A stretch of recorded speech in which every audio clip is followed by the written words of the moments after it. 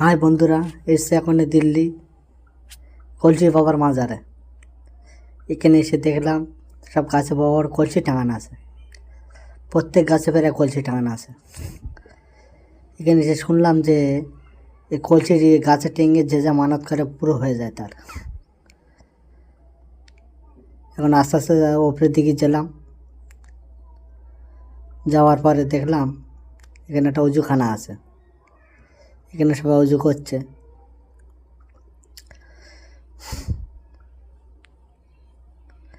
এর ভেতরের দিকে আস্তে আস্তে হেঁটে যাচ্ছে। এখানে সবাই লোক এই দোয়াদানি করছে। মাজারটা আছে ওই সাইডে। আমাদের লোক আগে বসে আছে।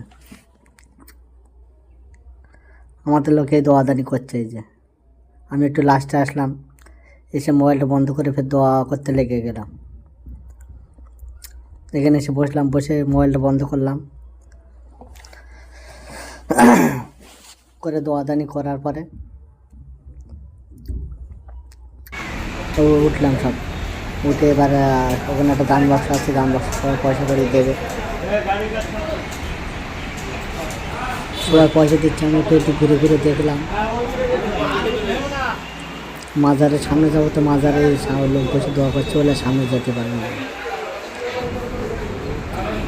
এই যে দান বাক্স, এখানে যার ইচ্ছা মতন সে পয়সা দিচ্ছে।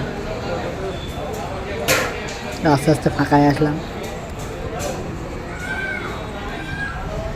একটা মাজার আছে, মাজারে পয়সা করে দেওয়া আছে। ওখানে একটা বাক্স আছে। এখানে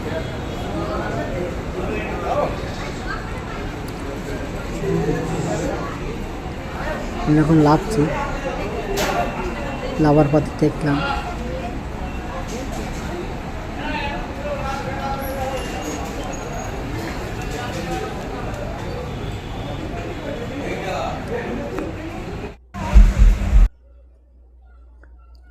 এখানে প্রত্যেক দোকানে প্রায় কলসি বিক্রি হচ্ছে। এটা হচ্ছে বাইরের দৃশ্য।